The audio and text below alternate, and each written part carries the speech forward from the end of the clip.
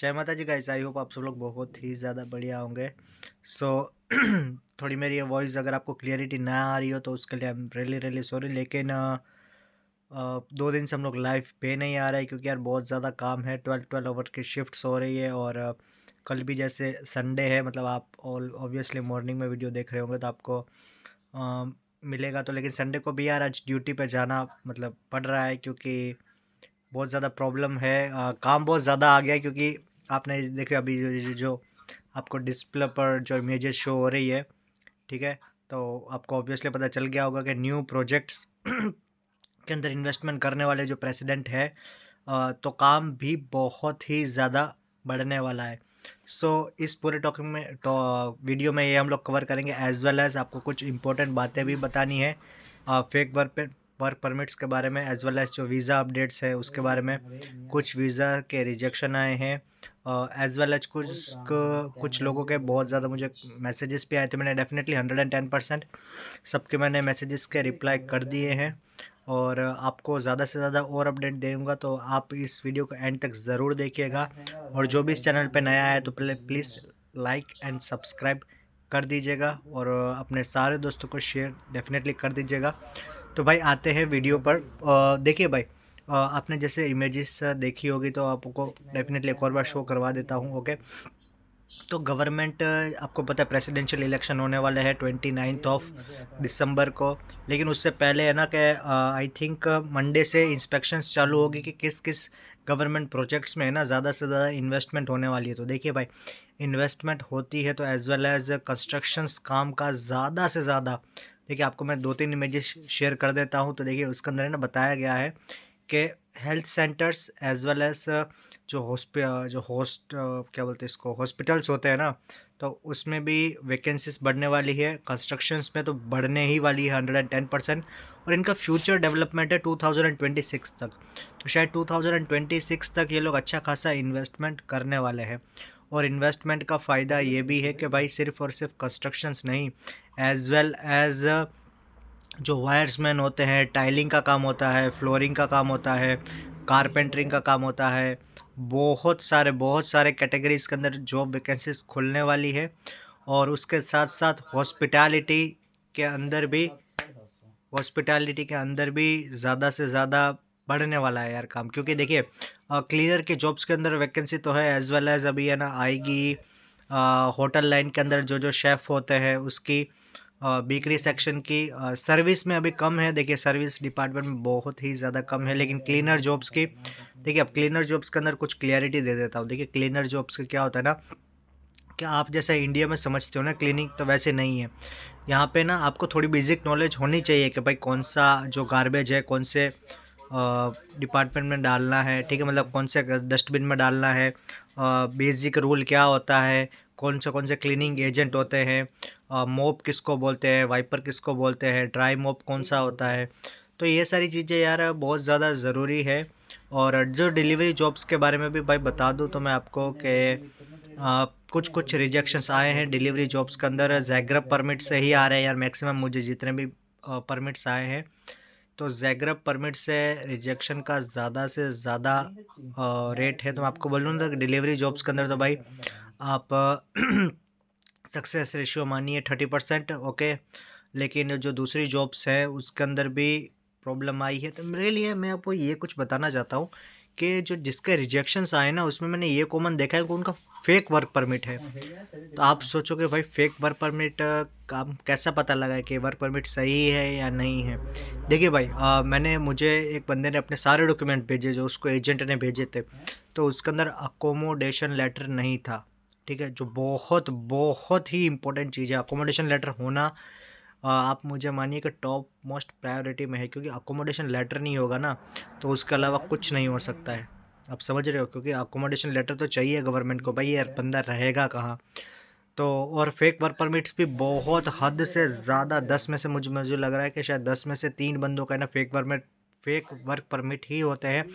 क्योंकि उन्होंने मुझे रीज़न लेटर भी शेयर किया हुआ है कि भाई ये हमारा रीज़न लेटर आया है, तो उसके अंदर फेक डॉक्यूमेंट्स के ऊपर टिक किया गया था। देखिए मैं रिवील नाम बिल्कुल नहीं करता हूँ किसी का भी। तो आप समझ सकते हो कि भाई मैं नाम रिवील नहीं कर सकता, लेकिन फेक वर्क परमिट का भी बहुत बहुत ज़्यादा ट्रेंड चला है। और अब एजेंट मांग रहे हैं 9.5 लाख रुपए। यार 9.5 लाख रुपए सच में मुझे लगता नहीं है कि बहुत ही ज़्यादा, हद से बाहर ज़्यादा है, तो आप इतने बिल्कुल मत दीजिएगा पैसा। देखिए आज एक भाई से बात हुई थी मेरी, वो हैवी ड्राइवर के बारे में पूछ रहे थे। तो आपको ड्राइविंग के अगर मैं बता दूं तो यहाँ पे आके भाई आप 1 ईयर के लिए आपका वीज़ा वैलिड होता है। उसके बाद आपको स्पेसिफिकली कुछ डॉक्यूमेंटेशंस चाहिए होते हैं, आपको ट्रेनिंग्स लेसन्स लेने पड़ते हैं एजेंसी से, एज वेल आपको लेक्चर्स अटेंड करने पड़ते हैं, टेस्ट देनी पड़ती है। सो थोड़ा लंबा प्रोसीजर है, टाइम डेफिनेटली बहुत ज़्यादा लग जाता है। आप जैसे यहाँ पे आते हो तो डायरेक्ट अप्लाई नहीं होता है। अगर आपको कोई एजेंसी बोलती है कि मैं भाई 2 साल का आपको टीआरसी अप्लाई करवा दूंगा, तो भाई इन चीज़ों में भी बिल्कुल भी मत आइएगा। 2 साल की टीआरसी मैं आपको पहले ही बता दे रहा हूँ कि 2 साल की टीआरसी है ना, सिर्फ और सिर्फ उन्हीं को अप्लाई होती है जिनकी शादी यहाँ पे हो रही है, जिसकी मतलब के सिटीजन के साथ शादी हुई है, तो उनकी ही 2 साल की वर्क परमिट होता है। या फिर 2 साल का वर्क परमिट, क्या 2 साल की टीआरसी बनती है। बाकी नॉर्मल मैक्सिमम सब लोगों की 1 ईयर की ही है। देखिए अभी तक 3 ईयर की टीआरसी का कोई रूल इम्प्लीमेंटेशन नहीं आया है, लीगल इन्फॉर्मेशन कोई नहीं आई है, ऑफिशियल इन्फॉर्मेशन नहीं आई है।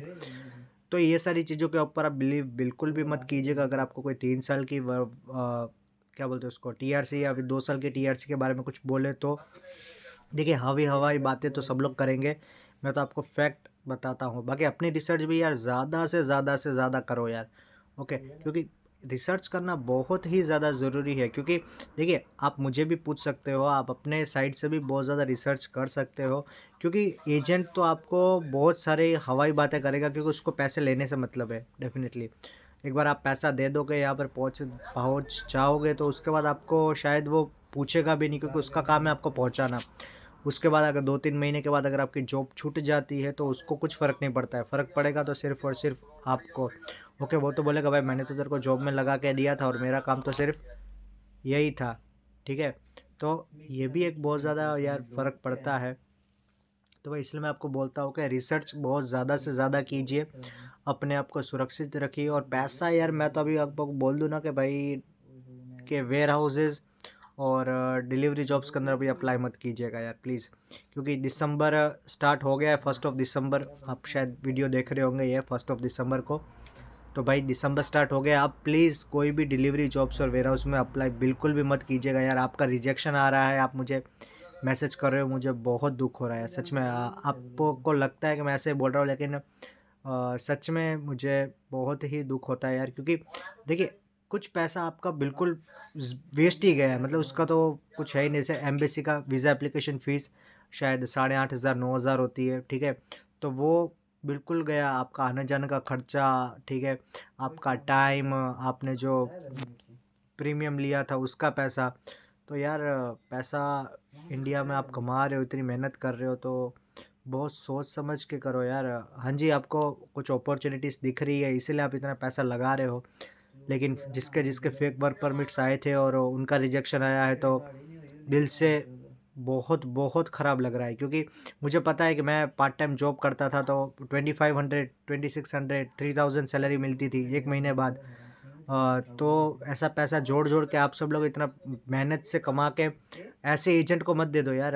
एजेंट्स तो देखो, मैं इतना कुछ यार एजेंट के बारे में बोलता हूँ, डेफिनेटली मुझे तो ऐसा लगता है कि जो एजेंट देख रहा होगा तो वो भी बोलेगा भाई का। लेकिन डेफिनेटली बहुत एजेंट्स जेन्यून भी होते हैं, 110%। बहुत अच्छे अच्छे एजेंट्स भी होते हैं जो आपको हमेशा राइट एडवाइस देते हैं। लेकिन देखिए इसमें क्या है ना कि 60% अच्छे होते हैं, 40% आपका टाइम वेस्ट करते हैं, आपको मैन्युपुलेट करते हैं। उनके पास वैकेंसीज किसी और चीज़ की होती है, लेकिन आपको वो किसी और चीज़ में डेफिनेटली भेजना चाहते हैं। तो कुछ मैनिपुलेशन की भी होती है। लेकिन मैं तो आपको बोलूँगा कि आपको जिस चीज़ में 110% श्योरिटी है, आप जिस चीज़ में लगता है आपको कि भाई मैं 110% अपना दे सकता हूँ, उसी जॉब के अंदर अप्लाई कीजिएगा। क्योंकि जॉब चेंज और इन सारी चीज़ों के बारे में बिल्कुल मत सोचिएगा, ठीक है। बाकी डेफिनेटली ज़्यादा से ज़्यादा सीखने की ट्राई कीजिए, और दूसरी कंट्री जो आ चुकी है शेनिगन में, उसका भी जॉब्स के बारे में अगर कुछ डिटेल्स आती है, ठीक है, तो रोमानिया की आगे तो मैं डेफ़िनेटली शेयर करूँगा आपको, आप मेरे साथ तो जुड़े हो ही। बाकी यार अभी क्रिसमस आएगी, ठीक है, अभी न्यू ईयर आएगा तो और ज़्यादा से ज़्यादा अगर न्यू अपडेट्स आएँगे तो मैं आपको डेफ़िनेटली बता दूँगा, और दिसंबर में तो ज़्यादा से ज़्यादा आने वाली है। तो आप भाई अलर्ट रहिएगा। और अगर आपको मैं बता दूँ कि वीज़ा का स्टार्टिंग हो चुका है, और मुझे लगता है कि शायद सितंबर के सितंबर के लास्ट वीक वालों का अभी आ गया है बारी, ठीक है। तो इस वीक के अंदर जिसका भी सितंबर का लास्ट वीक जो था उसके अपडेट्स आएँगे 110%। और अक्टूबर के जो फर्स्ट वीक वालों है ना, वो भी भाई अलर्ट रहिए, आपको भी डेफ़िनेटली कुरियर के मैसेज आएँगे। और देखिए भाई, अगर रिजेक्शन का मैसेज आता है तो भी आप प्रिपेयर रहिए। लेकिन आई विश के जितने भी लोग ये मेरे साथ जुड़े हैं, ठीक है, जितने भी लोगों ने एप्लीकेशन दी है, तो देखिए किसी न किसी का तो रिजेक्शन आने वाला ही है, ठीक है। तो मैं चाहता हूँ यार किसी का ना आए, 110% तो नहीं आना चाहिए। लेकिन अगर कुछ फेक डॉक्यूमेंट्स और फेक चीज़ों के कारण हुआ है तो आपकी एजेंट की प्रॉब्लम है। और जितने लोगों ने मुझे सेंड किए हैं अपने डॉक्यूमेंट्स, तो भाई मुझे तो लगा कि शायद एजेंट का ही प्रॉब्लम है, क्योंकि आपने अच्छी तरीके से रिसर्च नहीं की। आपको मैंने डॉक्यूमेंट की लिस्ट दी हुई है, अगर आपको वो लिस्ट देखनी है कौन से डॉक्यूमेंट्स हैं, आपको जानना है, तो आप मेरा वीएफएस वाला जो वीडियो है वो डेफ़िनेटली देख सकते हो, तो आपको ज़्यादा से ज़्यादा जानकारी मिलेगी। बाकी यार चलिए फिर आप सब लोगों के लिए गुड मॉर्निंग, ठीक है, और मेरे लिए गुड नाइट, क्योंकि कल मुझे संडे पे काम पे जाना है। और काम पे अगर लोग पूछते हैं कि भाई संडे को काम करने का क्या फ़ायदा? तो मैं आपको फ़ायदा बता दूँ ना, तो देखिए भाई, संडे को तो ऐसे काम नहीं होता है, लेकिन बहुत इमरजेंसी होती है ना जब, तब कंपनी आपको देती है डबल सैलरी।